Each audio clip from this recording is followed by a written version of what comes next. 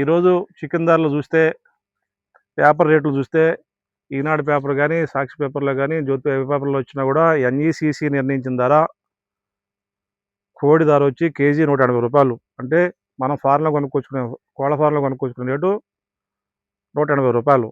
అదే ఎన్ఈసిసి షాపులో వాళ్ళని వినియోగదారులకు అమ్మని చెప్పిన ధర రూ. 300. న్యాయమే ఎంతో కొంత. ఎందుకంటే రూ. 180 కోడి ధర పోతే దానికి రూ. 70 తరుగుదల కానీ, ట్రాన్స్పోర్ట్ కానీ అన్నీ యాడ్ అవుతాయి. దానికి రూ. 70 ఖర్చు చేసుకుంటే రూ. 250 అవుతుంది. రూ. 50 కోళ్ళ షాపుల వాళ్ళకి, వాళ్ళ అద్దెలకి, వాటికి లాభం కింద ఇచ్చారు. కొంతవరకు బెటరు. కానీ మాకు జగ్గయ్యపేట, మేము ఉంటున్న జగ్గయ్యపేట నియోజకవర్గం ఈనాడు పేపర్ వారు ప్రకారం చూస్తే అమరావతి జోన్లో మేము ఉన్నాము.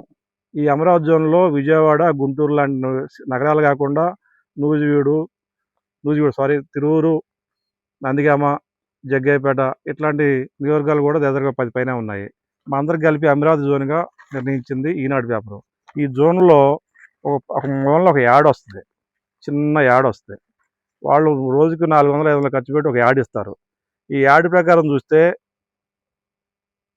ఎన్ఈసిసి ధర ప్రకారం కోడి కొనుక్కొస్తారు ఎక్కడికి. ఎందుకంటే ఏ కోళ్ళ పొలానికి పోయినా కూడా కోడి ధర 180 ఎన్ఈసిసి పెట్టింది కాబట్టి దాని ప్రకారం కోడిని కొనుక్కొచ్చి వాళ్ళు ఇక్కడికి వచ్చేటోడికి రూ. 300 అమ్మని చెప్పిన స్కిన్ కేజీ ధరని 300 కాకుండా వీళ్ళు ఒక అసోసియేషన్ ఫామ్ చేసి, దొంగ అసోసియేషన్. ఈ అసోసియేషన్ పేరు ఏంటంటే Amaravati poultry farmers and traders welfare association చెప్పి ఒక దొంగ అసోసియేషన్ ఫామ్ చేసి అదనంగా కేజీ రూ. 100 తీసుకుంటూ రూ. 300 ఎన్ఈసిసి రేటు స్కిన్ కేజీ ధర నిర్ణయిస్తే వీళ్ళు 400 తీసుకుంటూ ఒక రూ. 100 అదనంగా తీసుకుంటూ ప్రజలను మోసం చేస్తున్నారు.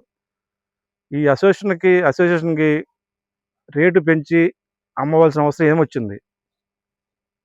వీళ్ళు అమ్మే కోళ్ళు ఏమన్నా జీడిపప్పు, బాదం పప్పు పెట్టి ఏమన్నా కోళ్ళఫారాలు పెంచి తీసుకొస్తున్నారా?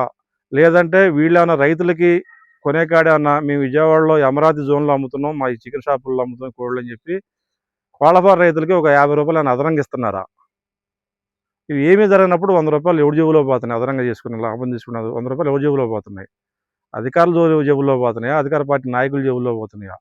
ఎందుకంటే వీటి గురించి మాట్లాడట్లేదు కాబట్టి ఖచ్చితంగా అధికార పార్టీకి ఈ దొంగ అసోసియేషన్కి ఏదో సంబంధాలు ఉన్నాయి. ఈ అధికారులకు కూడా ఎంతో కొంత ముడుపులు వెళ్తున్నాయి. లేకపోతే ఇంత పేపర్లో ఒక రోజు కాదు, 2 రోజులు కాదు, సంవత్సరాల పొడుగుతూనే వస్తూనే ఉంటుంది. గతంలో రూ. 10 తేడా ఉందంటే ఈ అసోసియేషన్ ఖర్చులు ఏదో ఉంటాయని చెప్పి పెద్దగా ఎవరు పట్టించుకునే వాళ్ళు కాదు. ఇవాళ రూ. 100 వెళ్ళిపోయింది ఒక కేజీకి లాభం. అంటే ఓ వారంలో కానీ లెక్కేసుకుంటే కొన్ని వేల కిలోలు, టన్నుల కిలోలు ఈ అమరావతి జోన్లో ఈ 20 నియోజకవర్గాల్లో అమ్ముడుపోయే పరిస్థితి ఉంది. ఈ లెక్కన కేజీకి రూ. 100 అంటే ఎన్ని లక్షల కిలోలు అమ్ముడుపోతుంది? కేజీకి రూ. 100 లెక్కన వీళ్ళకి ఎంత ఆదాయం వస్తుంది? దీన్ని ఆలోచించుకొని అధికారులు ఖచ్చితంగా దీని మీద యాక్షన్ తీసుకోకపోతే మోసపోయేది నిరుపేదలు. వాళ్ళకు వచ్చే ఆదాయం, వాళ్ళు చిన్న చిన్న సుతారు పనులు, ఆ పనులు, ఈ పనులు చేసుకొని వాళ్ళు సంపాదించుకొని వారం వేగ ఒక కేజీ చికెన్ దందాన్ని పోతే రూ. 300 అమ్మాల్సిన, ఇప్పటికే 300 అంటే చాలా రేటు ఎక్కువ. అలాంటిది ఇంకా 100 పెంచి 400కి అమ్ముకుంటా వాళ్ళని మోసం చేస్తున్నారు. దయచేసి ఈ దోపిడీ చిన్న వాళ్ళ మీద వద్దు. ఇప్పుడు ఆల్రెడీ అమరావతి భూములను అయ్యానో లేకపోతే ఇసుక సిండికేట్ అనో, మట్టి సిండికేట్ అనో, బియ్యం సిండికేట్, ఏదో సిండికేట్ పెట్టి దోపిడీ చేస్తున్నారు. చివరికి చికెన్ సిండికేట్ కూడా పెట్టి పేదలని దోపిడీ చేయొద్దని చెప్పి ప్రత్యేకంగా అధికారులని, అధికార పార్టీ నాయకులను కోరుకుంటూ సెలవు తీసుకుంటున్నాం.